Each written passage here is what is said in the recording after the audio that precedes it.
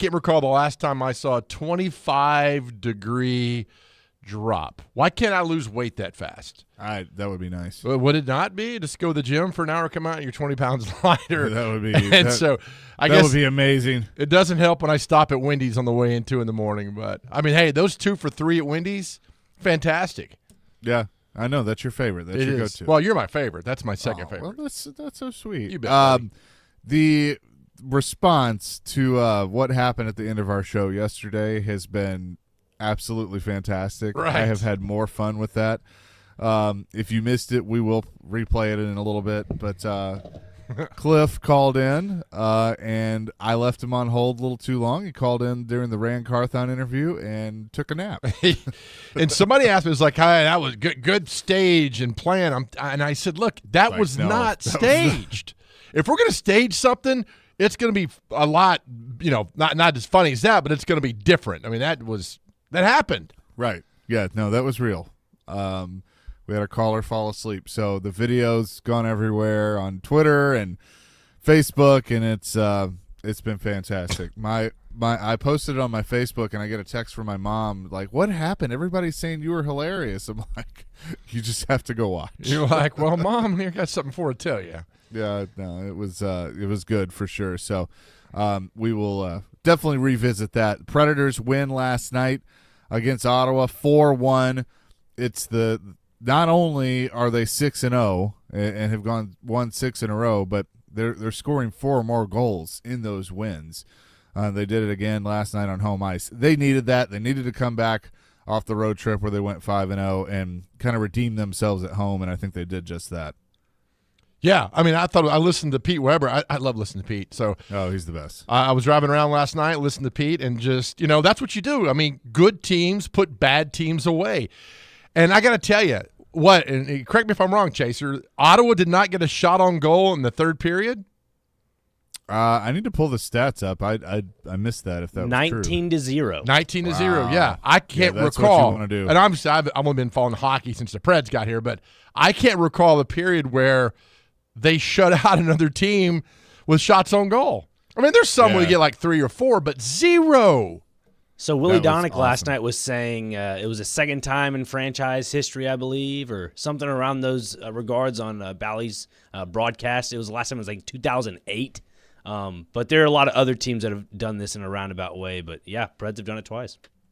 Wow. We'll talk to Roman Josi coming up in just a few minutes. He's going to call into the show. And the captain had a big night last night, and obviously he can speak on a lot of the things that have transpired over the road trip and then last night. But just a good one for sure. And, this team's fun to watch. I said going into the year, I don't know how good they're going to be, but I think they're going to be fun to watch, and they have been. Well, I think when the season started and we had your little friend Greg Wyshynski on, and he said, "Hey, guys, I have the Preds making the playoffs."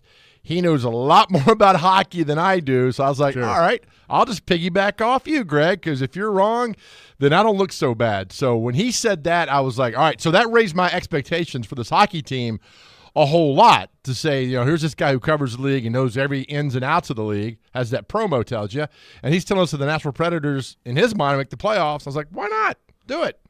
Yeah, and right now they're in a playoff spot, and we'll play this a little bit later, but Barry Trotz was on with Jared yesterday. There was a report that he was basically telling teams that as long as they're in the playoffs that Saros is off the table, and he pretty much doubled down on that. With Jared, he said, "Now I'm going to leave myself a little bit of a window. If somebody comes along with an offer that I just cannot refuse, then obviously he's got to look at that." But he's basically saying he owes it to the team, he owes it to the fans, and to the players that if they're in the playoffs, then UC Saros gives them the best chance to win in the playoffs. Well, sure he does. I'd love to be in some of those phone calls when somebody calls Barry Trotz and offers just little to nothing, and they're like, "Hey, Barry, how's it going?" And right, Barry knows right then that they're full of garbage, and just string him along for a little bit and let him go, because I'm sure he's getting some offers that are just really awful, because they all do. I mean, they all do. And he's not going to go out and tell us. But hey, Donovan, real quick on the text line, says the Preds have gone 6 straight games, not one moment being behind in the game. I wonder what the NHL record is for that. Thank you, Donovan, for texting in. That's a great question. I don't know. I don't know either. We'd have to look that up. If Keyser's still around, maybe he knows. Well, it's crazy.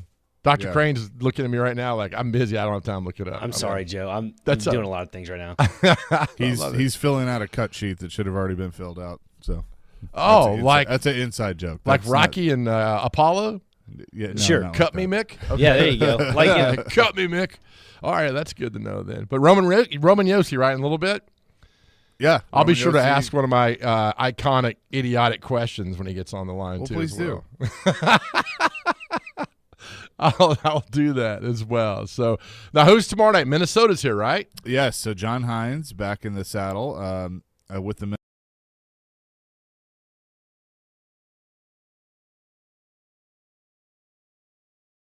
with a team that's chasing you are very, very important. So,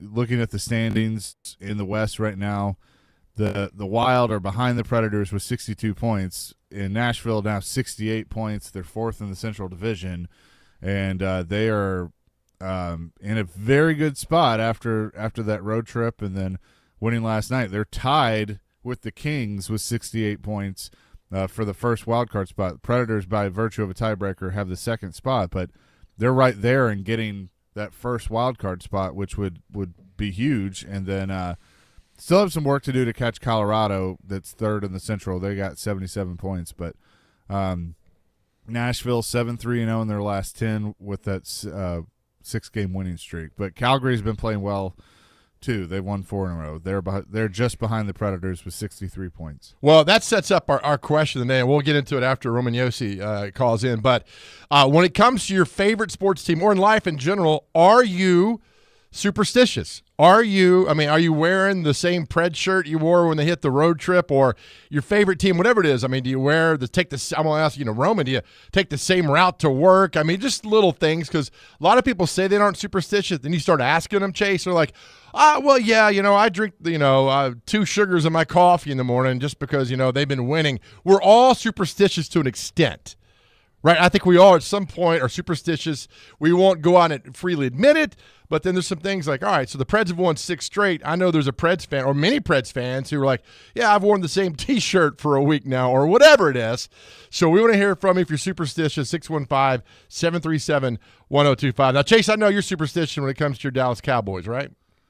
I'm not. I mean, a little bit. I'm probably more superstitious. I'm definitely suspicious. That's right. For sure. I'm probably more superstitious with hockey.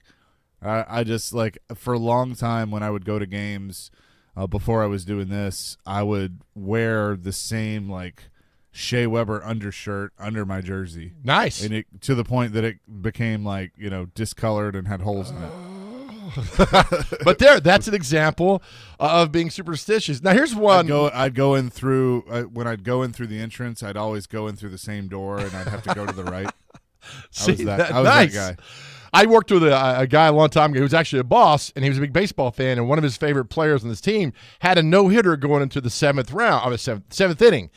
And I texted him. I said, "Hey," I said, "so and so's got a no-hitter." He's like, and my boss texted back. He's like, "Oh, thanks. You just ruined it." Well, in the 8th inning, he gave up a home run. He's like, "Thanks a lot." And I was like, "Oh, yeah. I hung the curveball to this guy to make sure he hit it into the parking lot." Just stop with that stuff. That bugs me, too. It's like, don't mention, when somebody gets to the 7th or 8th inning, or the team won't talk to the pitcher when he's on the bench when he gets that far into it. Just always that stuff just makes me laugh, because we say we aren't, but yet in so many ways, Chaser, we are. Indeed, we are. But keep those coming. 615-737-1025. Our phone and text line driven by WilsonCountyHyundai.com. Roman Yossi scheduled to join us here in just a few minutes, and looking forward to talking to him after the 6-game win streak that they are currently on, and look to make that 7 in a row on Thursday night. Plus, we had Rand Carthon on our show yesterday. Brian Callahan was on with the midday show from the Combine. They said a lot of interesting things. Barry Trotz was on the afternoon show and had some interesting things to say, so we'll have a lot to get to today, plus John McClain coming up at 9:30 here on the program. Brian on the text line, we already get, you guys are great. Text already coming in. Says, as a Capitals fan, we lived in a perpetual state of dread until Ovi hoisted the cup. When you're a team who's adept at messing things up, we adopted nervousness and misery. That's the price of being a sports fan. There you go. There you go. All right, we'll get to some of these answers while we wait for Roman Yossi coming up next. Tune in to 94.9 The Fan tomorrow night as Vanderbilt women's basketball takes on Missouri on the road. Pre-game at 6:45 with Jake Lyman and tip-off at 7 with coverage also available on the 94.9 The Fan app and 94.9thefan.com.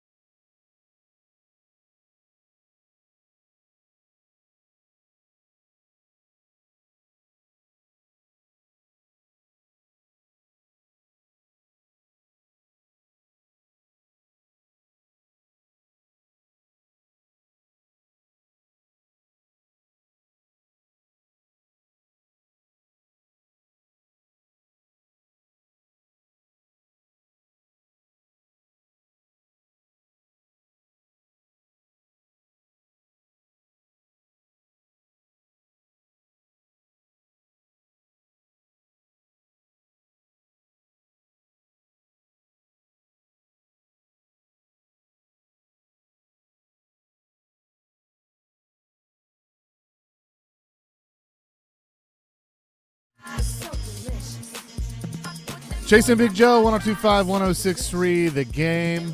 here on this Wednesday. Predators win 4-1 against the Ottawa Senators last night. And on the line with us is El Capitan, the captain of the Nashville Predators. Roman Josi joins us now. Roman, good morning. How are you? I'm good. How are you guys? Hey, I'm doing fantastic. Things have been working very well for your team as of late over the course of the last 6 games. And I know that you had a big night last night with 2 goals against Ottawa, but it seems like this is a team effort. Everybody's stepping up, and that's exactly where you want to be on the push to the playoffs. It is, yeah, definitely. I mean, I think if you look at our past 6 games and the games on the road trip, I felt like every line was doing their part. Every line was playing great, and got a lot of goals from different guys, different lines, and felt like just all these 6 wins were just complete team efforts, and that's an amazing sign for our team, obviously. I'm not going to harp on the whole U2 concert thing, but it's the first time we've gotten to talk to you, and Barry Trotz was on our afternoon show yesterday and said that he thought you guys took it well. You played angry, and it showed, and like you said, you had everybody stepping up. But was that kind of, as you look at it as a leader, was that kind of a team-defining moment of like, hey, guys, we got to all come together and let's do this thing? Yeah, definitely. I mean, I think there's always times in the year where obviously things go well, then things don't go well. I feel like that happens every year, and there's these definitely these defining moments like each year, and kind of that 9-2 was obviously a big wake up call for us, and just the way we played, and I just love our reaction. I feel like we came together. We went on a tough road trip and won 5 games, and just I think the way we responded. Obviously, you never want to lose 9-2, but sometimes I think you need a little wake up call about your game, and that was kind of it for us. And I feel like the guys did a great job responding, and every year that there's these defining moments, and that was definitely one this year. We're talking to Roman Josi, the captain of the Nashville Predators. And Roman, on this road trip that you guys went on, I've always heard the term secondary scoring, but, I heard it so much when you guys on this road trip. What's it like to see these guys, these young guys who grind every day and practice on the road and with you and everything, light the lamp and be so excited? What's that like as a captain, knowing these guys, that hard work has paid off?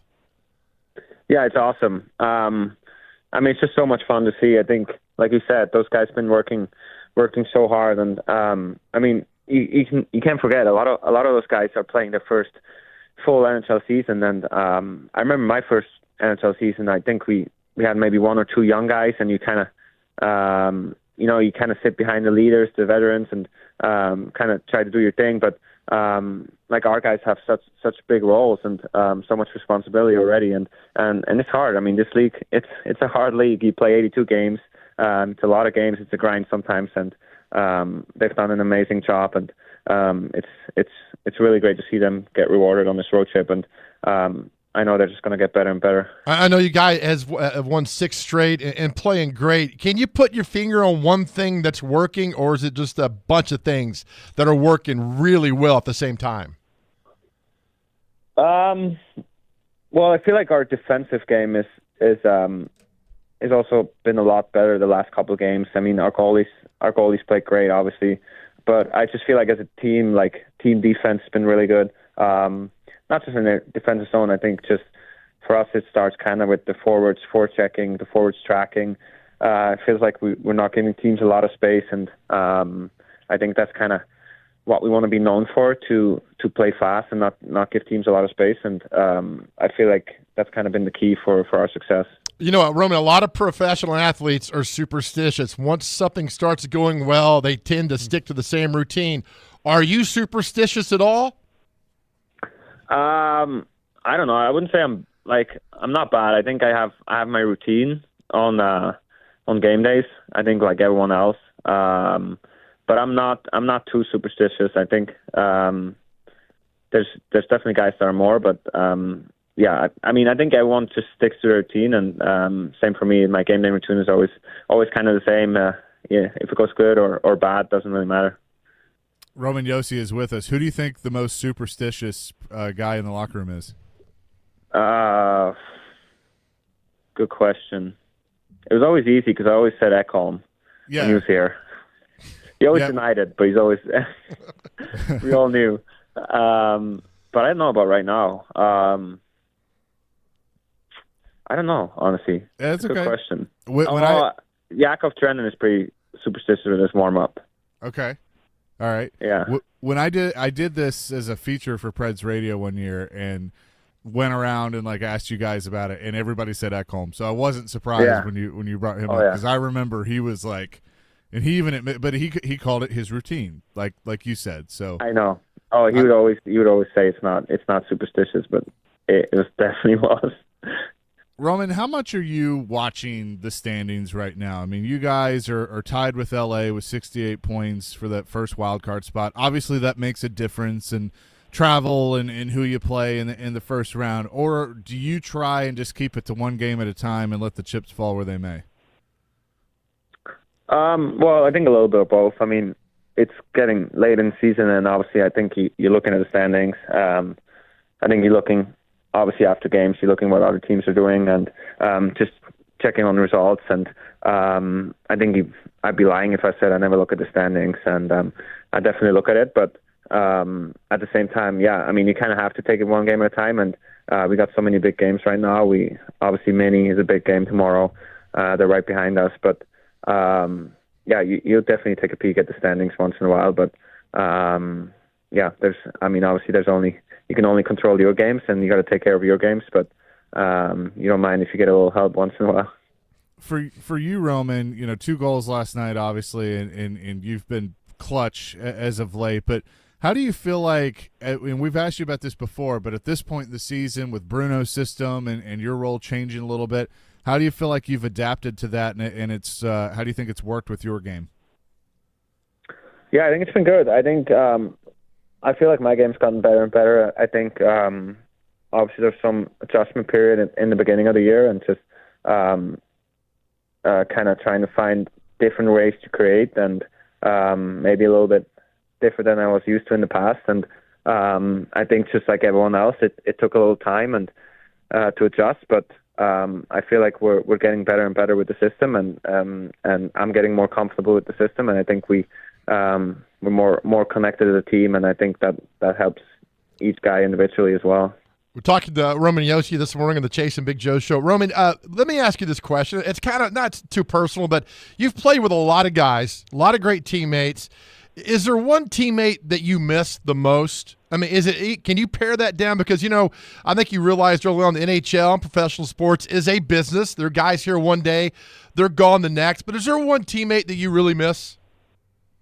Ooh, that's a tough question. I mean, there's, like a guy who was recently here is Shea.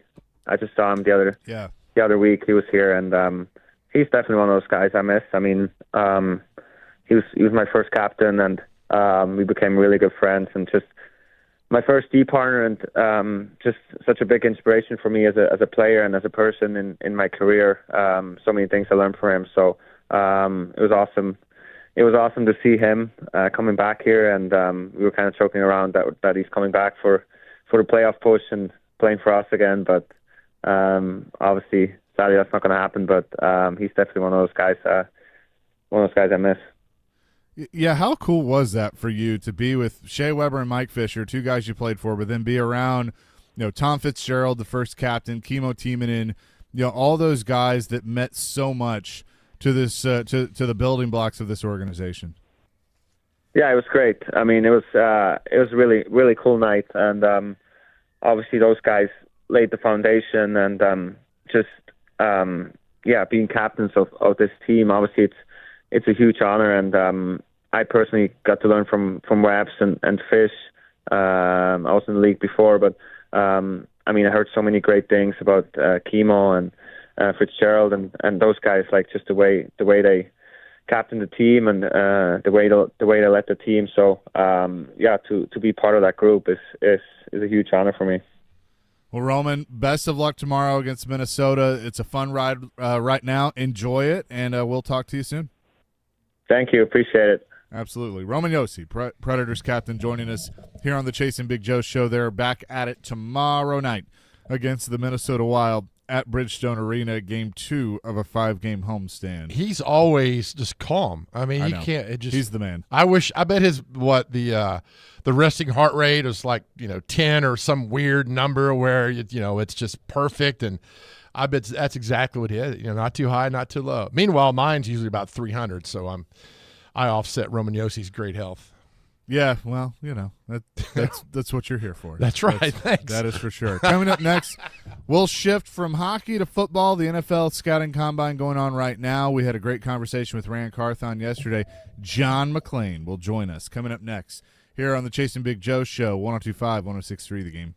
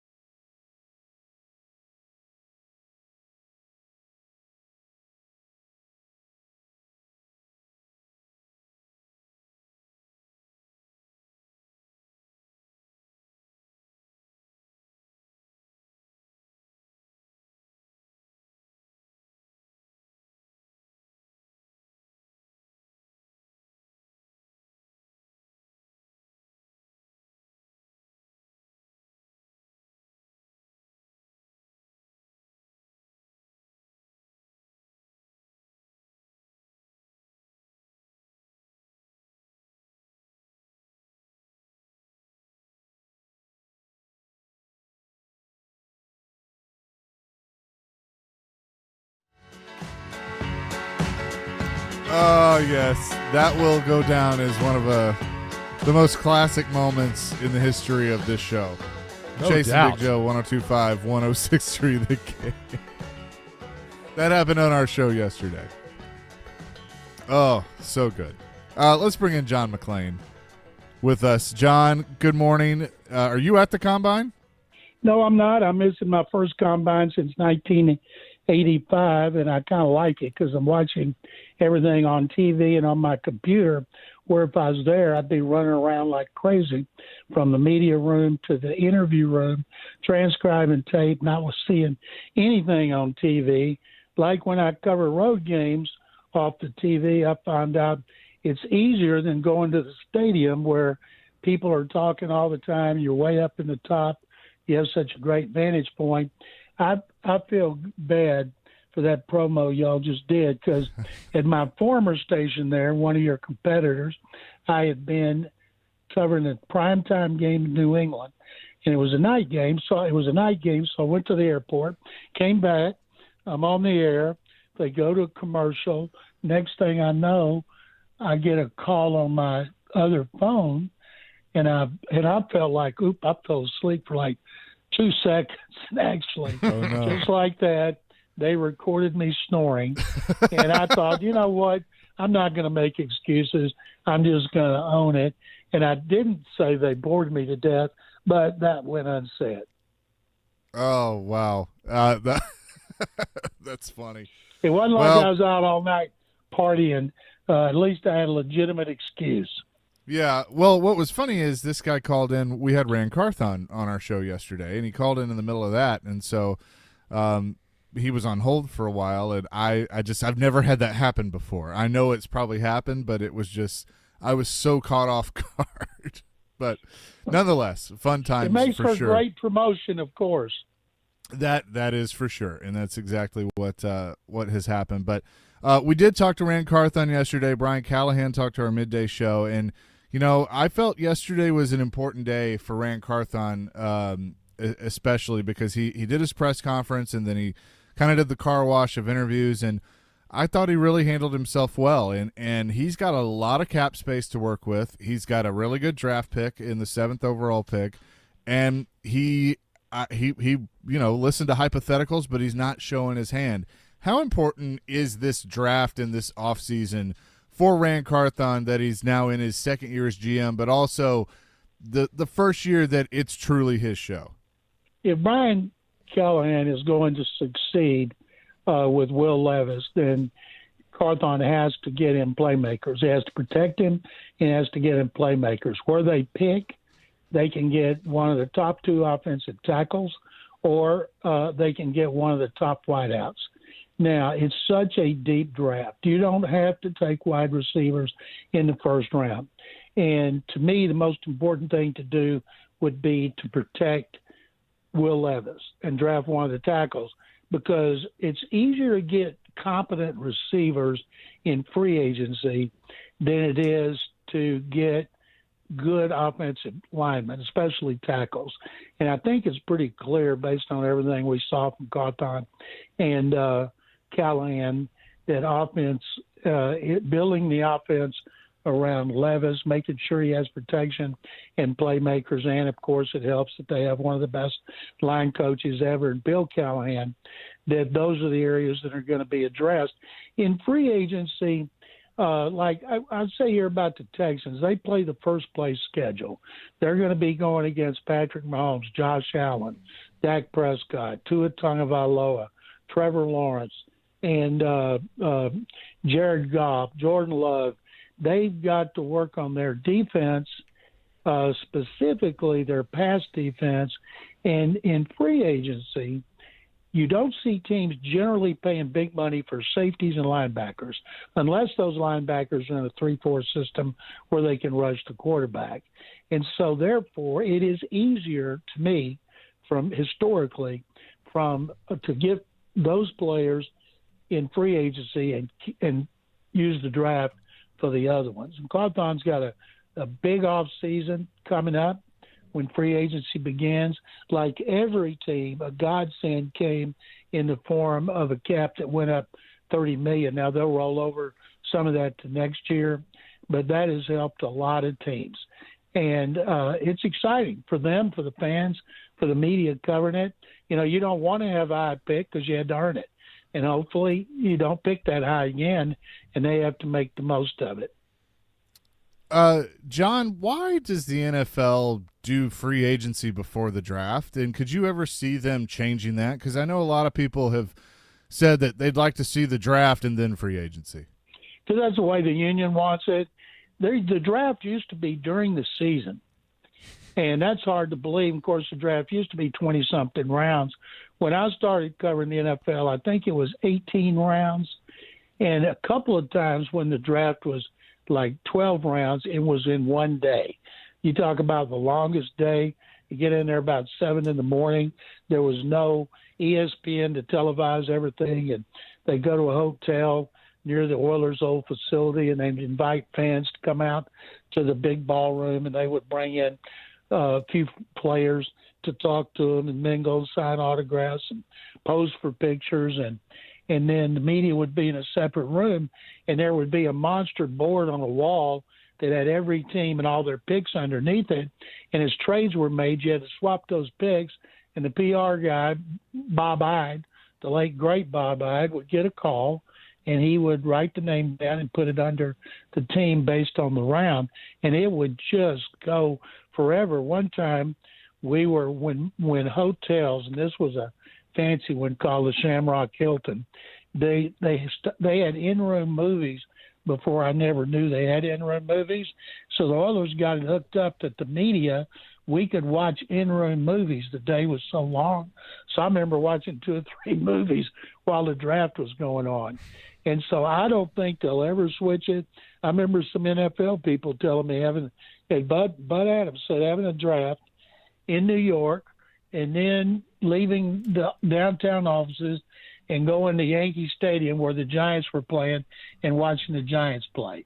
So I don't think they will ever have it before free agency, but I think the union likes it. It's been collectively bargained, and I don't think it'll ever change. What I wish would change is the time, all the coaching, when you're searching for coaches, I think everything should be done after the Super Bowl. Nobody can talk to anybody legally. And then just push everything back. So what if the draft gets pushed back a couple of weeks? Give the current players a vacation before the draft, and then they get a vacation after the draft, and they go on the off-season. Then they go off to the off-season program and come back for training camp. There's no reason not to do that. People used to say, they got to start on Labor Day weekend. Well, TV ratings never were high on Labor Day weekend because so many people are traveling.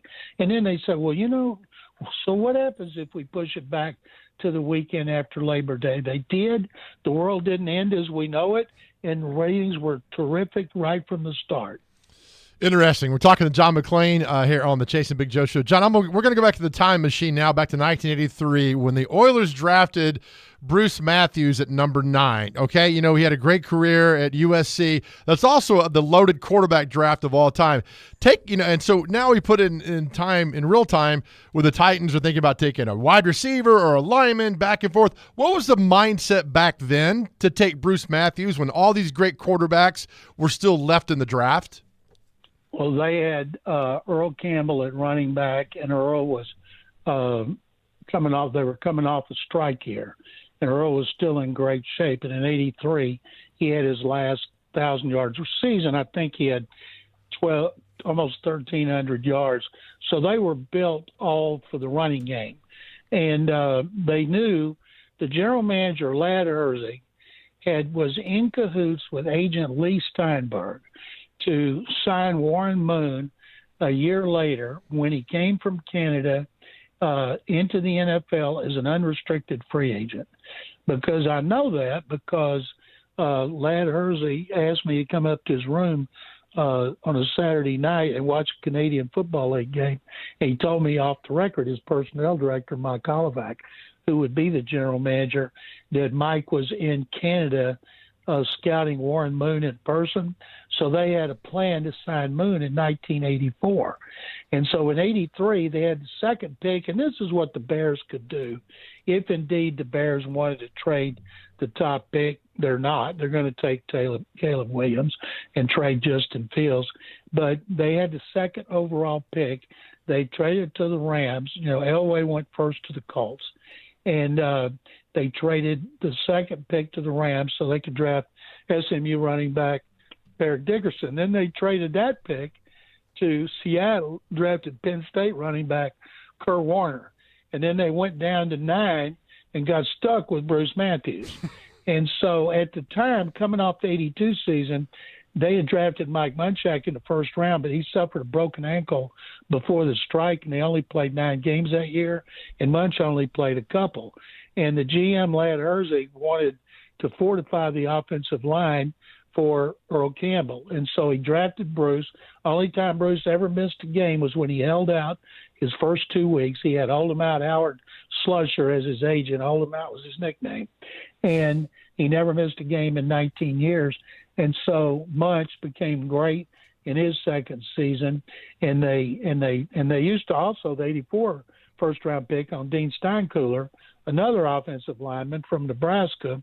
And Earl Campbell had a great season. Then Earl got hurt. They traded him to New Orleans. He had a bad knee, and they didn't operate on him. Traded him to Bum Phillips, coach in New Orleans, for a first-round pick. And then they signed Warren Moon. And then they were starting in 87. They went to the playoffs 7 years in a row, mainly because of the way Ladd Herzig had manipulated those picks to stockpile players. In 1986, they drafted quarterback Jim Everett. And everybody's like, my God, why are they doing that? They got Warren Moon, and Moon had struggled because the team was still losing.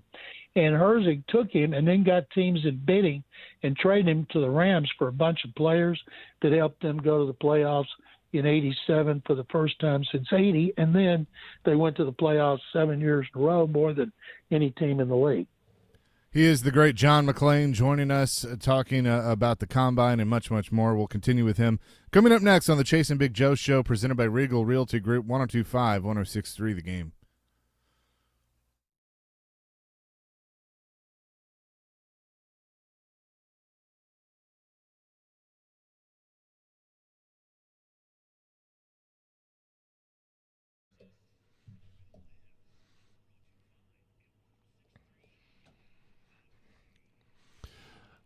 All right, my friends, Big Joe here to tell you about my great friends at Medical House Calls. Listen to me. I want you to say goodbye to all those high medical bills. When you use Medical House Calls, you don't have to worry about hidden fees or surprise charges.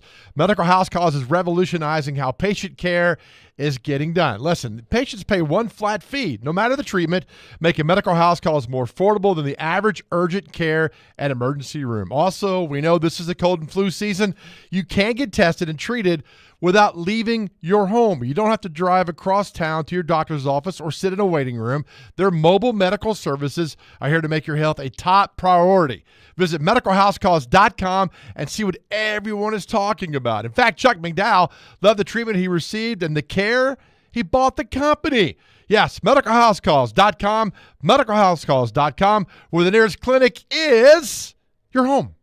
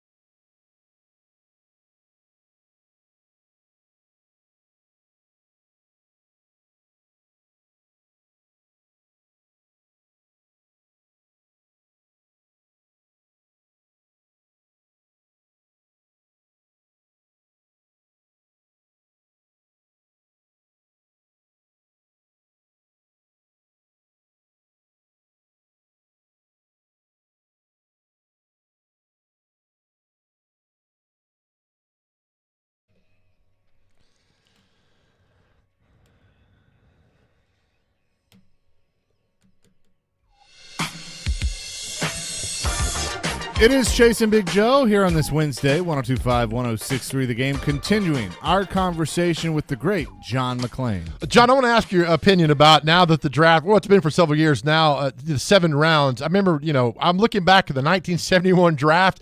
It was 17 rounds, and one of the famous things from that draft was Norm Van Broek, the head coach of the Falcons. They got so bored at the end, they drafted John Wayne. Pete Rozelle said, you can't do that. They said he was from Fort Apache State. Do you like the fact they dropped it from 17 to 12 to 7? I do, and of course the players do. Blaine Bishop would have been undrafted free agent today. He was an eighth round pick of the Oilers in the last year. I think they had 8th round in 1993. And today, when we talk about middle rounds, the top 6 at one point, the top 7 rounds would be premium picks, because when you went and had that many back in the old days, and so many of those players, they just brought them to training camp, cut them before training camp, cut them in training camp. It wasn't fair. And back then they didn't have to pay them squat, so they could get away from it. But it was great for players, because if you're an undrafted free agent and you're good and you can get multiple teams giving you a bidding to give you a signing bonus, you get more than a 7th and 6th round pick. And but yes, I liked it. One, selfishly, because I used to be, when they decided to split it over 2 days, it took forever, both days. I love it the way it is now, where it goes by fast. Used to, there was 15 minutes in every round. Hell, I remember when there was no time limits. My goodness. How do you see the combine changing in the future, John? Because now, it used to be, you would send 30 people with your team, the GM, coaches, assistant coaches. Now, a lot of head coaches aren't going. GMs are still there. A lot of personnel is not going. Where do you see this combine, John, in 3 to 5 years? Coaches don't need to be there because everything is taped. You get everything. And I remember Gary Kubiak, who coached the Texans and the Broncos. He used to say, I don't need to be at the combine. But he said, I go because I like the interviews. Used to be you had 60 guys for 15 minutes. Now you get fewer for 12 minutes. But he said, I want to ask them certain questions, and I want to look them in the eye, and I want to see their response to my questions, because there were certain ways he liked to ask it. He just didn't want the GM or a coordinator asking those questions, and that's recorded too. But if you think, like if Ran Carthon and Brian Callahan think it's important to look a kid in the eye after you ask them questions, then you need to be there. But otherwise, everything's on tape. Pro days are on tape, everything but private workouts. And when you bring 30 into your facility, now the combine has taken off since the NFL Network took it over. It's become a huge event for fans across the country, and I'll be watching every minute of it right here. Can't wait. Where Pro Football Writers of America, they used to not let any media people into the facility, in the stadium. We didn't see what was going on. We'd have to ask people. Then the NFL Network came along so we could finally see. And then when we finally got them to allow some media people in, they put us so far at the end of the old RCA Dome, we couldn't see squat. And now they have a better relationship, and a lot of the media gets to go. But when you got the TVs right there by you, why do you need to go over into the stadium? But it's improved so much, and I don't think it hurts if they don't have certain coaches going to the combine. We're talking to John McClain. The Bears have the first overall pick. Caleb Williams said he'd be excited if the Bears drafted him, and there, of course, have been a lot of other things that he didn't want to go there and all this stuff. But if the Bears do, in fact, take Williams number 1 overall like everybody thinks they're going to do, what do you think the market's going to be for Justin Fields? I think that if they get multiple teams bidding for him, they'll get a couple of picks this year, like a 2. They'll ask for 1, and maybe they get a 1. It depends on what those teams, how they evaluated Fields and with their coordinator and their system. I don't see Justin Fields as a Steelers-type quarterback. They've never had a quarterback like him, ever. Their guys are pocket passers, and they run when they have to. But they don't have somebody that thinks run first and pass second. I could see him in Atlanta. He's from Atlanta. Could see him with the Raiders. So the idea is to get multiple teams bidding, as I mentioned, the Oilers did with Jim Everett in 1986. And I would make sure, whatever the first pick is, if I give a 2, I want it to be a conditional pick that escalates to a 1 if he takes the team to the Super Bowl or the championship game. Whatever conditions you want to put on it, you better have conditions in there that, because if he wins the Super Bowl, at least you're going to get a higher pick. Yeah, for sure. And, on the Steelers front, I mean, we've been saying this with Arthur Smith as the offensive coordinator now. Tannehill just makes so much sense to the Steelers. Well, I could see that, even though Ryan's had injury issues and he's older, and Kenny Pickett has been a disappointment. They had Trubisky for a while. Ryan Tannehill's not the answer to their problems. They try and develop Pickett. Now, maybe Smith can have a positive effect on Kenny Pickett, but Pickett's got a running game. He's got a good enough offensive lineman. He's got good enough receivers, and this is a telltale season for him. If he can't do it, he's gone. Maybe he can do it under Arthur, because Arthur is going to emphasize the running game, which will take a lot of pressure off Pickett. Well, saying that, John, Derrick Henry to Pittsburgh, surely not, right? I mean, the relationship with Arthur Smith, and everybody's got Derrick Henry going to Baltimore, some to Miami and Dallas, but Baltimore the over favorite for all that. But scenario that Derrick Henry goes to Pittsburgh? I don't see it. They got 2 running backs. One of them was a first-round pick, and Warren might even be better than Harris.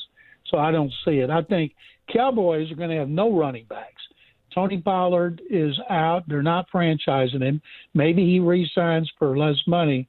But if I'm the Cowboys and I'm trying to go to the Super Bowl and I can get Derrick Henry for, say, 2 years, he was so much better this past season than what the Cowboys had. He's better the last 2 seasons than what the Cowboys had with Elliott and Pollard. I think he would be an ideal fit there. And from a football fan standpoint, I hate to see him leaving the Titans, but I can tell you what, there's a lot of Texans fans who will be glad he's gone. I'm sure. We had Rand Carthon on the show yesterday, and we asked him about Derrick Henry and all that's going on, and he says he gets asked that more than, hey, how are you doing today, Rand, about the future of Derrick Henry.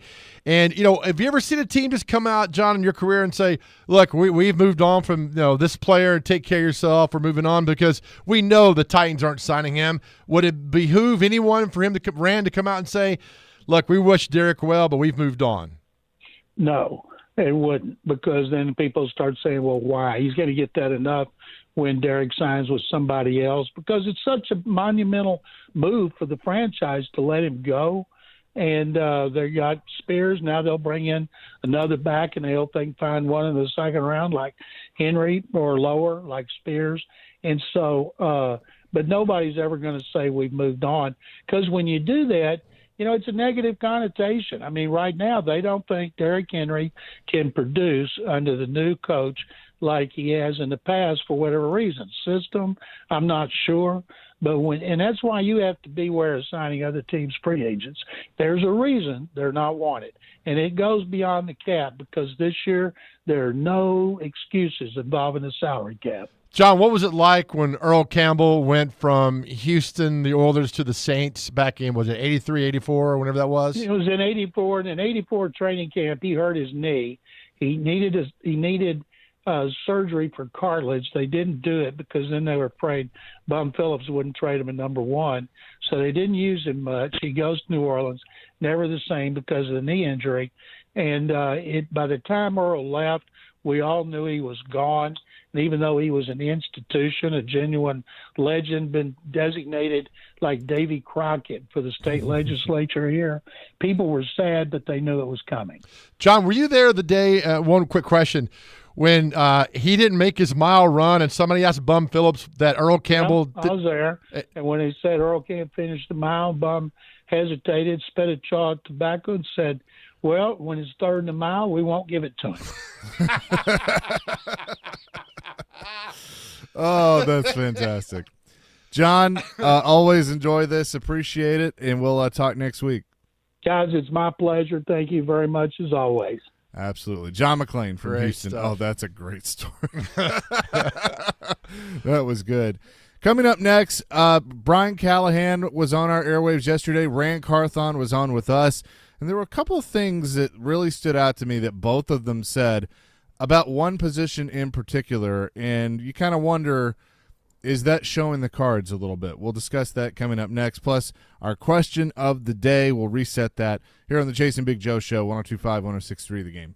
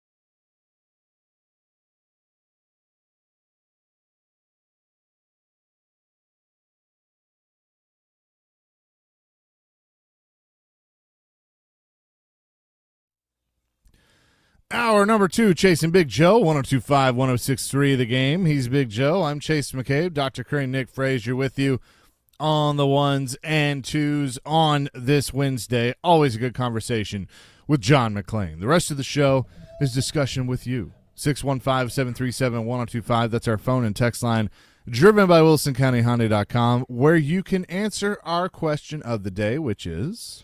Are you superstitious? Well, coming off the Nashville Predators have won 6 straight games. So, overall, are you superstitious when it comes to your favorite sports team? We know pro athletes are superstitious, even though they say they're not. But are you superstitious? Their routine. Yeah, their routine. Yeah, that's what they call it. That's good. So we want to hear from you. Are you superstitious, not only on your favorite sports team, but in general, in life in general, when it comes to something? Real quick, Chase, in researching this topic, you always wonder why Michael Jordan, kind of was the one guy who kind of led the way with the long basketball shorts. Remember? Yeah. It says, while leading the Bulls to 6 championships during his legendary career, the 5-time MVP wore his UNC shorts under his uniform in every game. He believed the mesh marbles brought him luck. In order to cover his lucky pair of UNC shorts, Jordan began wearing longer shorts, which inspired that trend in the NBA. I had no idea. So I'll take that a step further. The UNC shorts thing is actually referenced in Space Jam. Is it really? Yeah. So I did not see that. So you never saw Space Jam? I did not. I was out hanging out with the girls. Go ahead. Okay. Well, I figured with your kids. I mean, I'm kidding. No, I didn't see it. So there's a part of the movie where he's already gone to Looney Tune Land, right? Which you and I live in every day. But he's already gone there, and they're like, we need you in this game against, otherwise they're going to take us and everything. And he goes, look, I can't play until I have my UNC shorts. I wear them under my shorts for every game. And so the Looney Tunes had to break into his house and get his shorts to take to him. Oh, that's cool. I did not know that. Yeah. Nice. So that was referenced in the movie. That was like a big thing for him. Are you superstitious at all for anything? I'm a little stitious. Not not superstitious. That's so good. I am. I obviously throughout my life, this and that and a few things here and there. But when I went to junior college to play football, I didn't know anybody up there and had a really good first week of two-a-days, and I got a starting position. So I swore not to wash my practice pants the entire year. I went the entire year. I did not wash my practice pants. So I guess my way of being superstitious is I feel like sometimes I kind of have a sixth sense that I can just, feel something's about to happen. And if I get one of those, just hunches before I'm about to do something big or whatever, right, and my brain says, you should do this, I kind of feel like that's God's way of telling me you should do something. And so usually I'll say a little prayer and be like, thank you. And, and then just trust it, because I think I think that's what it is. I call that a little God wink, Bubba. I think it's a little God wink. Yeah, so man. that's kind of where I'm at. But like I said, when I'd go to Preds games back in the day, I'd wear the same Shea Weber shirt under my jersey, and I'd go in through the same door or whatever. Because I mean, hockey is very superstitious. Like Roman Josi was on earlier, and I remember Matthias Ekholm was that way. He definitely was. And he would be like, no, it's my routine. I'm not superstitious. He was very superstitious. I looked at a top 10 list of superstitious with athletes, and Turk Wendell was number 1, former pitcher for the Mets. It says he always leaped over the baseline and walked in the mound, chewing black licorice while pitching and brushing his teeth between innings. The Massachusetts native would also wear a necklace decorated with the sharp teeth of wild animals, which he hunted and killed. Wow. I don't know. Okay. I'm sure Willie remembers Turk Wendell. I remember him a little bit, but I didn't know he was that crazy. Didn't Wade Boggs eat chicken before every game or something? Yeah. I mean, Maddox was pretty superstitious. Yeah. He had had to wear the same socks or something like that. And, well, here's one, NHL one. Patrick Waugh was a firm believer in superstition. Before every game, the former Montreal Canadian would skate backwards towards the net before turning around at the last second. It's an act he believed made the goal shrink. During the game, he would converse with the post thanking them when a puck was deflected and often touching him. The almost spiritual relationship with his goal earned him the nickname St. Patrick. I love that. I did not know that. He talked to the Post all the time. Well, there's one that I'm pretty sure you could put in the it's a superstition that was pretty recent here in Nashville. Ben Jones would, before every game, walk the field barefoot. Yeah. And it didn't care where he was. Yeah, it didn't matter. There could be snow on the ground. He's walking the field barefoot. I'm not doing that. Kyle in Clarksville on our text line says, my only superstition comes with field goals. Every single time an announcer comments on how many field goals or extra points made in a row without missing, without fail, they miss. The announcer jinx. That's right. That is definitely one. Yeah. Jason, not superstitious as a fan, but I'm a little bit as a player. However, it's more of keeping a routine. I feel like that's what people are going to say, that it's a routine for me. Yeah, it is. Here's another weird one. Dallas Mavericks shooting guard Jason Terry's list of quirks includes eating chicken before games like Wade Boggs, wearing 5 pairs of socks while playing, but he had the most bizarre habit while he was sleeping. The night before every game, Terry goes to bed while wearing the shorts of the next day's opposing team. Huh. This compulsion has left Jason Terry desperately tracking down the right trunks on a bad night, but a network of equipment managers and fellow players usually hook him up. Now, that's a little crazy. That is crazy. That's not a superstition. That's a little your next level insanity there, I think. Aaron in White House. I'm a big Carolina Hurricanes and Vegas Raiders fan. Whether I'm at the game or watching on TV, I try to match the jerseys if I have them. Also, I never mention goalie shutouts. Yeah, that's well, it's another like one too. I'm kind of the same way. Like, I don't use that. I don't say shutout when the shutout's happening. Just like if it's baseball, you don't say no hitter. Right. Yeah. Well, there's another one. You go into the press box. If I remember going to a Vanderbilt baseball game, and the first 2 innings, I'm not kidding you, lasted like 7 minutes, and somebody said, God, at this rate, we'll be out here in an hour. And everybody's like, shut up, shut up, shut up. Oh, yeah. And the game was nearly 4 hours. I mean, so it's one of those things like, is this really, you don't ever do that. Yeah, you think you have part of what's going on right there. But everybody's telling him, and it was our good friend Dan Phillips who said that, and then everybody just kind of went off on him and said, shut up with that, never mention that. And it goes back for the same thing about, the telling somebody, hey, I told you the story earlier about, hey, so-and-so's got a no-hitter. Then they get the no-hitter, and then they blame you for the no-hitter. Like I said, a baseball pitcher had a no-hitter in the 7th. I texted a friend of mine who's a big fan. He's like, oh, great. So he could hit a home run. Just shut up. Shut up. 615-737-1025. That's our phone and text line. Driven by WilsonCountyHyundai.com. Jeff wants to weigh in on being superstitious. Jeff, welcome in. Hey, guys. How you doing today? Doing fantastic. All right, so this one's a bit psychotic. So my senior year of high school, I'm a huge Duke basketball fan. It started after Carlos Boozer broke his foot against Maryland. So I started eating an hour before, 2 hours before the game, I'd take a nap. I'd wake up. I'd eat Weaver chicken wings. I'd have a case of Mountain Dew during the game. I'd have a shrine set up to Duke that had a blanket, a pillow, autographed picture of Trajan Langdon, Shane Battier, and on top of the TV. Needless to say, it worked. They ended up winning the next 10 and winning the national championship. So I don't know. Maybe it wasn't real, but you know what? In my mind, it worked. Okay. Heck, you should have got a ring then. Did they give you a ring? No, man. I just spent a bunch of money going to tickets to games. That's about it. Also with the Preds during playoff hockey, you got to have a beer per period. One before, one in between each period too. So that's worked pretty well as well. What do you do when they stop selling beer in the 3rd period if it goes to overtime?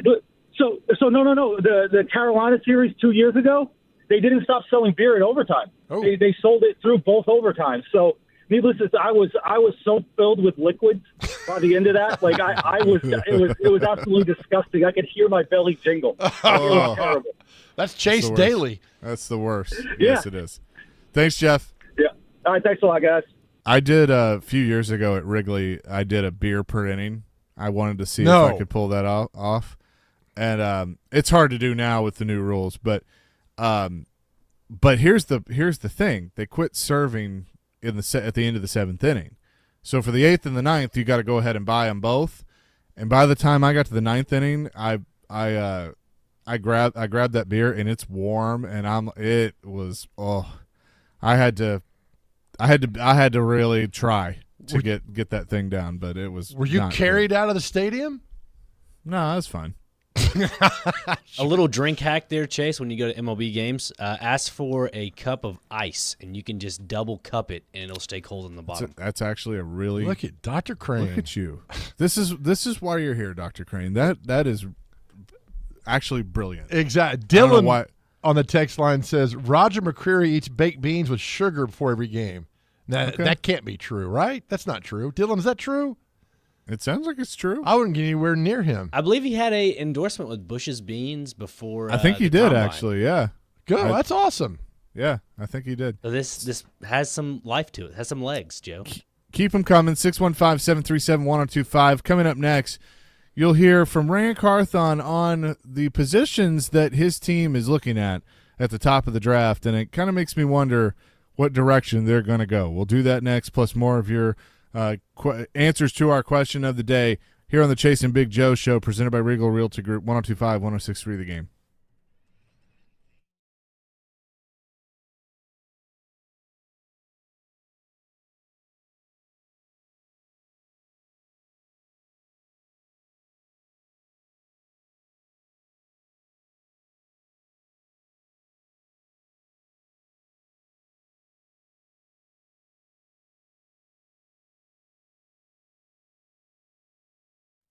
ESPN Bet is now live in Tennessee. It's my official sports book, but it's the official sports book of ESPN. ESPN Bet is the only place to find daily exclusives and offers with your favorite ESPN personalities and shows.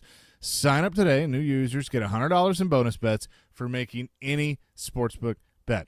Find all your favorite markets and bets like in-game wagering, cross-sport parlays, teasers, and all the props you can handle. I love a good prop. That's ESPN Bet. Download today. What a play. You must be 21 years or older and in Tennessee. For problem gambling support, call or text the Tennessee Red Line at 800-889-9789. Terms and conditions apply. See app for details.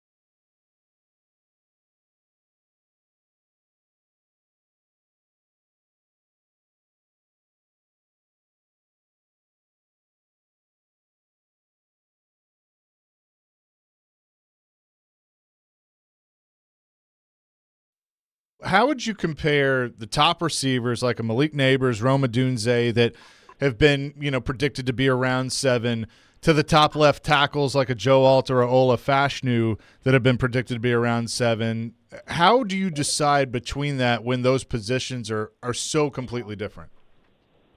I think again, you have to look at the totality of the team, and what moves we're going to make during free agency. I know there's a school of thought that some people wish that the draft was before free agency.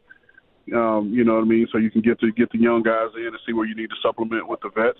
But I think when you're looking at, just to use that example you gave me, it's, what moves are made in free agency, and then by that time, by the time the draft comes, we'll have had more time to, talk about our scheme and how we're going to do things and in what ways can we adjust if we don't have, certain positions. Then also it's a peek into the future, peek into the future of the 2025 draft. Like, where's the 2025 draft going, and where's that going to be heavy? Is it going to be O-line heavy again next year? Is it going to be receiver heavy next year? Is it a need that we can address right now? And then also, like, what receivers or offensive linemen are going to be available, at the when teams start making moves. So it's all those things that you have to weigh. It's not as simple and dry as, who's available for you at the draft. That was Ran Carthon yesterday on our show, Titans general manager, chasing Big Joe, 102.5, 106.3 The Game, when kind of evaluating those two positions. And I've said it, Joe, that I feel like that if they stay at 7, and he did say in the press conference that, hey, he's going to listen, but I feel like one of those receivers or one of those offensive linemen are going to be there at 7, and if you end up with one of those guys, and I'd even throw Brock Bowers into the mix, you got to feel good about that pick. That's just how I feel. You do, but I'm not going to comment until whatever they do in free agency will determine how I think they'll pick in the draft. That's fair. He kind of alluded to that. Yeah. Like, that's fair. And I know yesterday after Carthon spoke and Callahan spoke, a lot of people kind of went on the thought of they're going to go one way or another. And I think that's the brilliancy of this time of year, because this is smokescreen season. They're not gonna tell you what they're going to do. No, they're not going to. That. No, and nor should they. I mean, I love all the dropping hints left and right over there, but it was telling, about if I'm taking a guy that can score touchdowns or a guy that doesn't, I'm taking a guy that can score touchdowns. And so that said a lot to me right there, because putting playmakers around there and build it up with Levis and get more weapons for him and go on. That's what the Colts did with Peyton Manning. It's what the Bengals did with Joe Burrow. I mean, get a guy in there that can catch passes and help you out. So we'll see. I mean, they could go out. Who knows? I mean, Justin Jefferson, they might sign. I'm not saying they do, but, it's crazy out there. If they sign him, then, I mean, do you need to draft a receiver at 7 then? I mean, no, you don't. So sure. A lot of things could play out that way, but I like the mind games that are going on. And, these teams have gotten better at them throughout the years of what they're going to do, what's going to happen. I mean, who knows? Somebody could trade up to 6 and take Joe Alt in front of him. Nothing is going to go according to plan. In war, nothing ever goes according to plan. Same can be said for a draft. Nothing's going to go according to plan. That's why you got to have 87 different scenarios of what's going to happen, because ideally that's going to happen. So I think they'll be well prepared and good to go. Yeah, and then on the other hand, Brian Callahan's done a few interviews where he's kind of indicated he wants that elite touchdown scorer. That's what he, is kind of looking for. This was him yesterday when talking about Neighbors and Odunze specifically. Do you view Rome Odunze or Malik Neighbors or both as elite touchdown scorers in the National Football League? Yeah, those guys are really impressive, a little bit that I've seen. Obviously, I'm kind of just starting the college scouting process. But, man, those guys are pretty dynamic, both very different skill sets and styles, but they can both play football. And, I think one of the things that's, unique and probably different than it was in this current situation is in Cincinnati we were picking at 5, and we were picking against 2 players that were both pretty well consensus that they were going to be all-pro caliber players. And so the talent level was equal. And all things being equal, we chose to go with the guy that could score points. I don't know that that's necessarily going to be the case every year in the draft. And so picking a 7, there might be a tackle that is a better player ultimately than the receiver, or a receiver that is, better than whatever tackle is available. And in that case, you have to make that decision. I don't think that you can take that situation in Cincinnati and necessarily totally parallel it to where we are now. It makes for good conversation, but I do think the situations are dramatically different, and the types of players are going to be very different. But the good thing is there's a lot of really good ones to pick from when you're picking at 7. I thought that was a good answer because I mean, I get the comparison of, oh, you went through this in Cincinnati, it's very similar here. But I also think it's a little, maybe we're overplaying that a little bit, overhyping that a little bit, that it's the same, because it's not. The Bengals were in a different position than the Titans because the Bengals had Joe Burrow, and they had, and Will Levis is still unproven. Will Levis, I think, is good, but Joe Burrow is Joe Burrow. You know what I mean? Oh, yeah. He's a once every generation fantastic quarterback to lead your team. I mean, is Will Levis that? I mean, we don't know that right now. I mean, he could be down the road. I mean, who knows? But, again, you go back to, the Tom Brady thing. When Tom Brady came out, it was like, whatever, this guy ain't going to make it. And then fast forward to Josh Rosen, who got drafted by the Cardinals, and he was great, and he's going to do this and do that, and he was absolutely terrible. And then Trubisky going up. So you don't know. So why not surround your quarterback with great playmakers and coach them up and make them go? But some quarterbacks just have it, man. And Burrow has it. A Marino just has it. And a Elway, Mahomes has it. And you hope somewhere deep down that Will Levis has that. But I would surround him with the weapons. But again, I just, it's part of the game. And I'm a big offensive line guy. Protect. Well, and here's the other thing, too. This is, Jared's obviously talked about this quite a bit on his show. But looking back, and one thing that Brian Callahan said yesterday, and Nick, if we could get this, he basically squashed the whole Peter Skoronski tackle thing. Like, he pretty much said what he thinks. And Vrabel, anytime it was brought up, Vrabel would be Vrabel about it and just kind of be like, I'm smarter than you, and, stop asking me and everything. But this was do we have this, Nick? Yes. This was yesterday. This was Brian Callahan. Straight up, Caroline asked the question. I think it was Caroline. Straight up asked the question, is he a guard or is he a tackle? Yeah, his best position is going to be guard. There's always a place to cross-train, and he'll get some reps there at tackle, but his NFL position, I think he's going to be a dynamic guard, and I do think that he's got the flex to play some tackle if you need it, but I think his best spot is going to be inside. And he went through some growing pains. That's a transition going from a tackle spot to the guard. Things happen faster inside. Bodies are on you a lot quicker. There's an adjustment period that goes with that, and I thought he settled in as the year went along. And I think again with my dad in his technique and how he teaches it, I think is only going to make him better at that spot. And so I'm excited for what he is. He's everything you want in the position. And so, we'll start with him playing guard and probably cross-training some at tackle. Like, all these guys will have to play multiple positions. But I think he's going to be a really good offensive guard. So he doesn't close the door, but he basically says, no, he's a guard. And the reason that I bring that up is, if you really want the receiver, if Callahan really wants the receiver at 7, but you took a guard last year at 11, you haven't addressed left tackle, you got to get a left tackle. Have they kind of forced their hand where they almost, if Alt or Fashanu is there, that they have to take the tackle? I'm taking the tackle. You know how I feel about that. I believe this guy, right, looking at him. But do they have to? That's what I'm saying. Absolutely. And then we're going to bitch about how the left tackle's not any good. Nah. Look, man, how many receivers come in the first year and blow? We've talked about this. Very few of them do. And hell, half of them end up pulling a hamstring, and you never see him the first year. Plug the left tackle in. Let him go. Put Skoronski next to him. There, solid. Next 10, 12 years, you hope it's done. Be done with it and move on. And you answer a huge question. We've talked about the 4 building blocks of a football team: quarterback, left tackle, good defensive end, shutdown corner. Now you've got what could be a pretty decent quarterback. Now you got your left tackle. Then go for everything else after that. That's my thinking on this. Okay. Well, and look, that's your. They're not going to listen to me, and they should. They should. 615-737-1025. Coming up next, there's a report card that's out. Woo!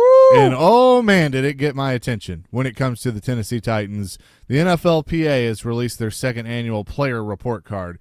We'll give you the results and discuss, coming up next here on the Chase and Big Joe Show, 102.5, 106.3 The Game.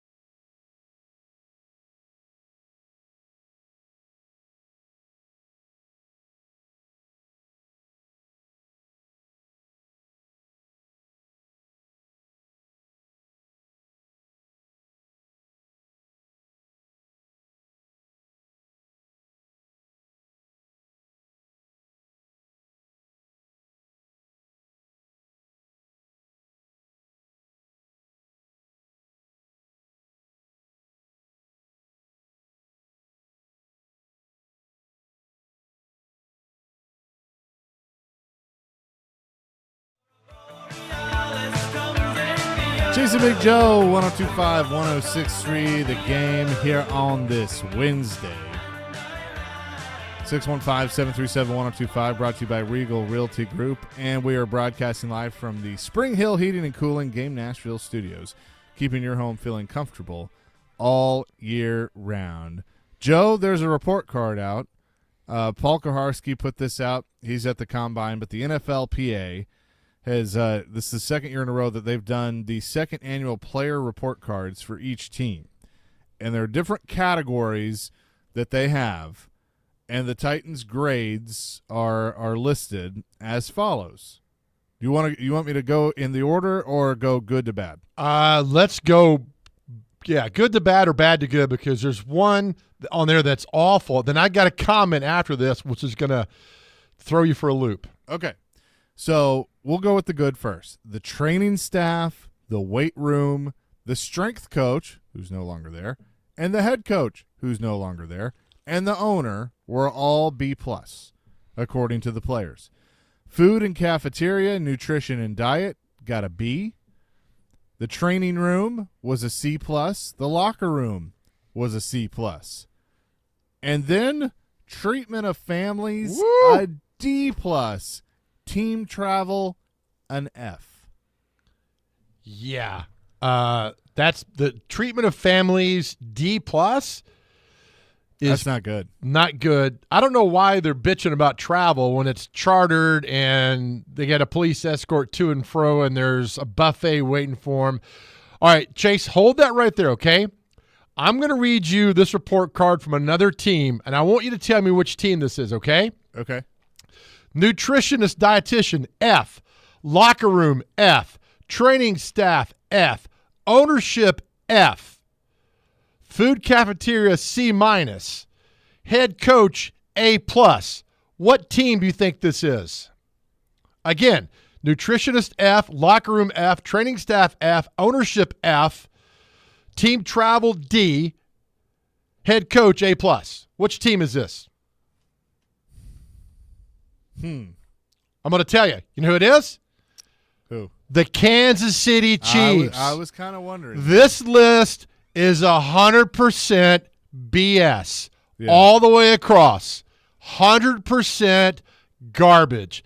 These players do this as an absolute joke, and I'm pissed at myself. I didn't realize it was a joke. Now, it might be real. They send this in. It might be real. But now I see that it's a joke. It's something we would fill out. Yeah. Like, ha, ha, ha. You know, GM, even though we love the GM, put down for a D+. You know, the program director, ha, ha, we love him. Let's put him down for an F. It's a joke. These lists are an absolute joke.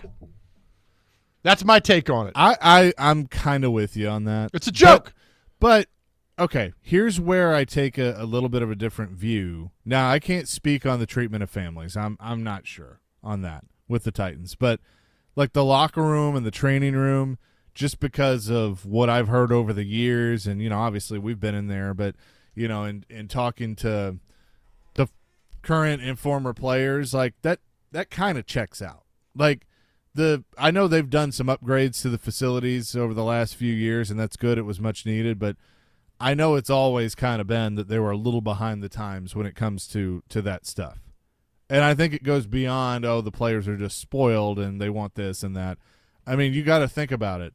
Where a lot of these guys are coming from, you know, the Alabamas or the LSUs or Clemsons or whatever, those facilities are a hell of a lot nicer than what they're getting in the NFL. Oh, totally. It totally is. And Alabama guys will even tell you that. They get to these places like, where's my chocolate fountain? It's not there. What's going on there? But I'm mad at myself that I didn't, when I see this, somebody tweeted me the list of the Chiefs and their response to the report card. It's a joke. I could see Travis Kelce he's probably got a great sense of humor. Hey, put down F, and everybody does that.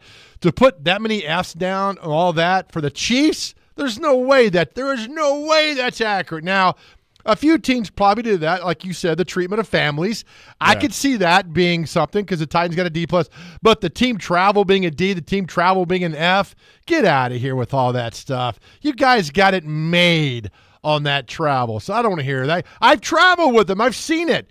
It's perfect. You're not showing up to B&A 3 hours earlier, going through TSA and getting pulled aside and strip search. That's not happening to you.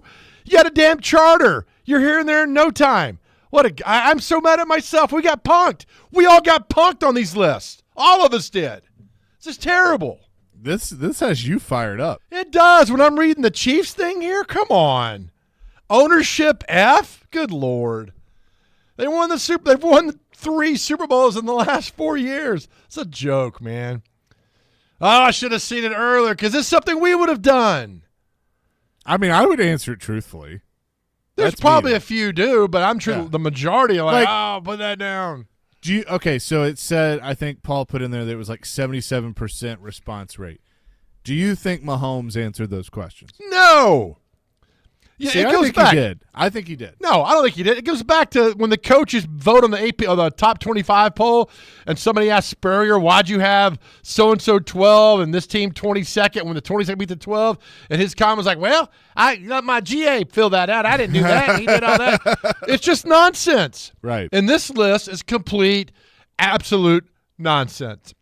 And if I'm Amy Adams, I come out and say today, like, we saw this list. This is not true. Because now all people are going to see is this list like I did. I'm like, they treat the families. They gave them a D+.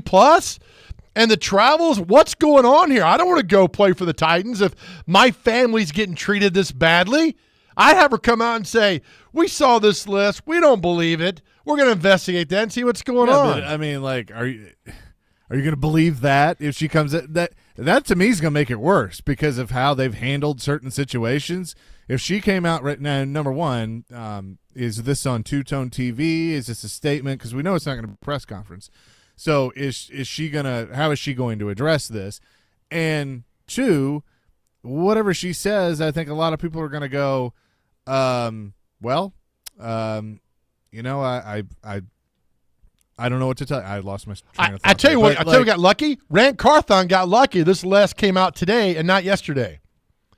He got lucky because I guarantee you, all these people He ask would've him, been asked about it. "Well, yeah, what about this? You're the GM first year and all this go," and he'd be like, "What? I don't know what." And I'd be the same answer, like, "What?" So when you see these Chiefs answer this, there's no way Patrick Mahomes filled that out. There's no way. I bet you Kelsey filled it out for him and put like F's all over. Ha, ha, ha, look what I did. And everybody's like, oh, we're going to give him the worst. Ha, ha, ha. Not thinking how the perception is going to be outside the locker room. It's just, I'm so mad I fell for it. I am so mad at myself that You're fell. fired up right now. I haven't heard you this fired up about something. Because it's something I would have done. If I'm on the team and it comes by, I'm like, oh, I'm going to, because we've all done this before in some instance, not like with the NFLPA, obviously, but give us your opinion on this. Well, I think this sucks, that sucks, ha, ha, ha, and on and on and on. Hey, Dr. Crane, see what I put down for this? Or, hey, Chase, see what I did? Hey, Ricky, let me see your list. You know, it's just a joke. It's an absolute joke. That's what I think it is. Now, a few of the guys probably, like you said, maybe answered it correctly and honestly, but or honestly, not correctly, but it's just oh my goodness. I know one thing. I know that Caroline, Willie, and D-Mace are going to talk about this. I want to hear Derek's response on this. He's texted me. I'm not going to spoil it for the air, but I want to hear Derek's response because I think Derek is going to have some thoughts on this, and I listened to him because he's lived it. I think some of this is true. I do. I think some of it's true. And, you know, when I asked the question, Mahomes filling it, I think Mahomes will be truthful on it. So He ain't wasting his time with this. it's the PA, though. Here. Like, you're acting like, why would the PA do something? They don't. Here's a list. All right, here's a list, Trey. I need you to fill this out. Give it back to me, all right? I'm not telling you how to fill the list out. You fill it out, give me the grade, A through F, and give it back to me. Then I report the findings. They're not going to dispute this. They're not going to say, hey, you probably should have B here instead of F for ownership. Or, I mean, how do you think the training staff of the Chiefs feels now when they got an F? They just won the Super Bowl. That is an absolute I hope they're joke pissed off. list. That's a joke list. I can see them going to say, I don't think it is. We're going to give y'all an F, ha, and everybody slap each other on the butt, and goosing each other. Hey, we got an F. That's what because I've been in those, not to that level, those situations where you laugh and like, hey, I'm going to give you a D on this. Oh, ha. And you don't think outside the locker room. You're thinking inside the locker room. And now this is released. It's like, oh, gosh.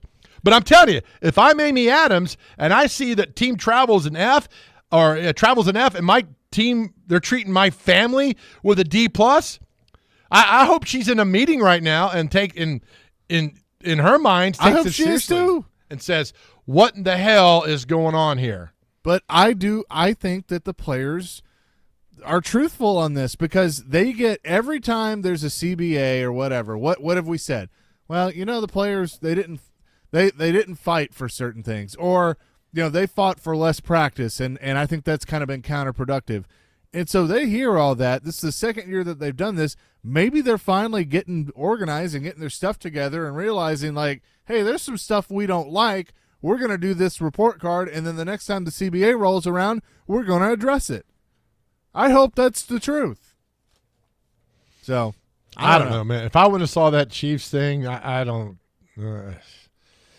It's certainly interesting, and I'm curious of what Derek thinks about it coming up in a few minutes. But coming up for us, we will tell you what day it is, and also, can we have this ready, Dr. Crane, how our show ended yesterday, because it was so absolutely amazing. Yes. We will do that, but right now, caller number 1, putting a lot of work on Dr. Crane, and that's why he's the best. Caller number 1 will win if I can find it, will win 2 courtside tickets to see Belmont women's basketball take on Indiana State this Friday, March 1st. Caller number 1, 615-737-1025.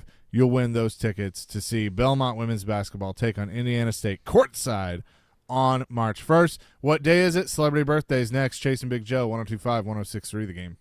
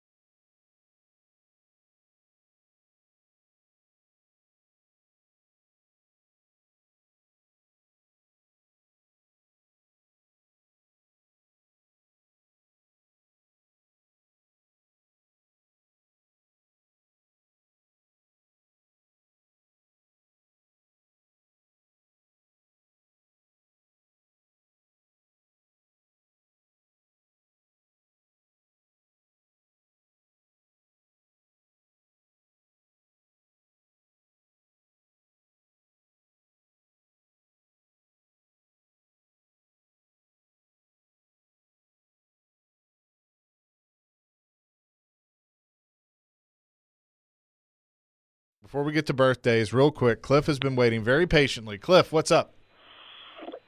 Cliff? You snoring? Is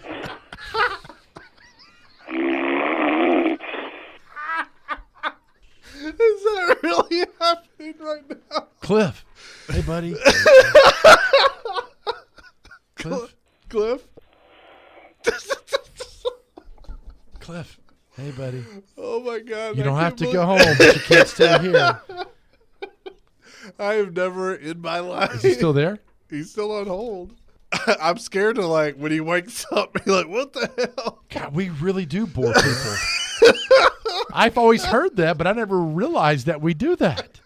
Okay, Cliff, have a good day, buddy. Oh, my goodness. Dream of bunnies and treats. That's what I tell my dog all the time when she's snoring. Like, That's impressive. In all your years of radio Never. or TV. I thought it was a joke, and it's not a joke. Well, thank you for the promo for the next 3 years, Cliff. Oh, my God. Oh, yes. That was yesterday on our show. Chasing Big Joe, 102.5, 106. Never, that will never get old. Oh, it won't. I have had people comment, like, more, it's funny, like, people can't believe it, but also are laughing at me laughing. Because, like, Yeah. I had Ryan Porth texting me, goes, I've never heard you lose it like that on the air. I'm like, I lost it. I could not. I was crying. Like, my face was red. Tears were down my face. We had no idea. We hear him snore. I was like, what? It took me about 5 seconds to realize he's asleep. He's asleep. We're getting a lot of reaction on this list. Even our buddy Nick Barris texted me in here. Again, I think this list is a complete joke. If not, there's a bunch of crybabies in the National Football League. The Miami Dolphins list, Chase, A+ straight down the board except for treatment of families. And they're bitching because there's not enough post-game passes for the family after the game, obviously. That's their only complaint. Well, as we know, A+. it's hard to get on that field. Yes. We learned that the hard way. Yes, we do. And Well, actually, we got on the field fine. It was hard to stay on the field. Tehran was like, just stay right here. And after he said that, we're like, hey, you two beat it. And we're like, Tehran, like the Titanic. Like we were going down in the ocean, and Tehran was reaching for us, like, see you, buddy. We'll never let go. But the list is out. You go to NFLPA.com, has the entire list there. The entire list, I think, is a joke. Players bitching about travel and this and that. I'm standing by. This is a joke. All right. Okay. All right. You're welcome to do that. Well, they'll have plenty of discussion with us the rest of the day because this is a hot topic, man. Sure. All right. With that, what day is it, Dr. Crane? Today, gentlemen, we have National Chocolate Souffle Day. Nice. I love Sue. Oh, Not soup, souffle. I love Sue. Oh. Sue? How's Sue? Sue's good. That's good. I'm glad. I know a Sue. She's a seamstress. Oh, well. I figured you would know the only seamstress in Nashville knows Dr. Crane. All right. Hey, Sue. Dr. Crane, you always amaze me. Yes, indeed. He's the youngest 84-year-old I've ever met in my life. I know. In today's newspaper, we read a lot of things, and we also have National Tooth Fairy Day. Okay. She owes me money. Yep. National Science Day. You guys will like this one. National Public Sleeping Day. Cliff? Just had that. Oh, man. The other one we have is Car Keys and Small Change Day and Floral Design Day. Nice. Do you know any florists there, Dr. Crane? I don't, but I'm pretty sure my parents do. I could probably get you in connection with them. All right, thanks.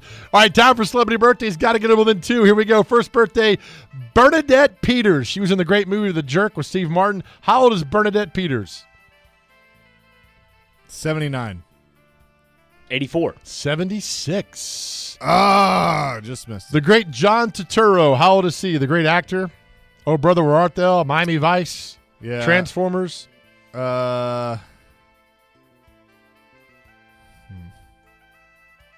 58. 63. 67. Come on, y'all. You better than this. Chase's best friend, Jason Aldean. How old's your best friend today, Chase? Jason Aldean is 41. 47. 47 exactly. Come on, Chase. You should know that. Sorry. You get better as a Tim day goes on. Hasselbeck's my best friend. Okay. Let's see here. Person we know.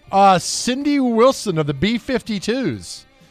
I'm not sure which one she is, but Love Shack. She's in the B-52s. Right, she is. I'm going to say 68.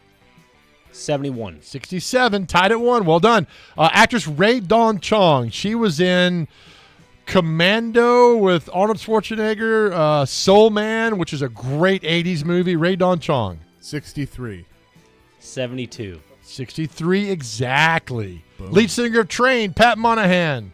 He's a little bitty guy. You put him in your pocket. 52? No, not 70. 61. 55. All right, one more here. Chase, you're up 2-1. Dr. Crane can tie with this. If not, then you win. All right, so it's your birthday today. Yeah, let's see if one that we kind of know here. Let's see. Author Lemony Snicket. Who? Lemony Snicket, author. Also known as Daniel Handler. Just answer the damn question. Language. You always say it to me. Say it back to you. 78. The author of Jiminy Cricket? Lemony Snicket.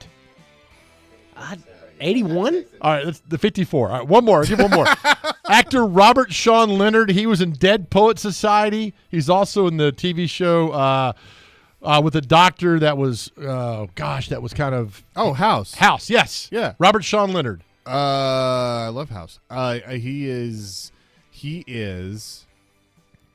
It's for the win, Chase. 59.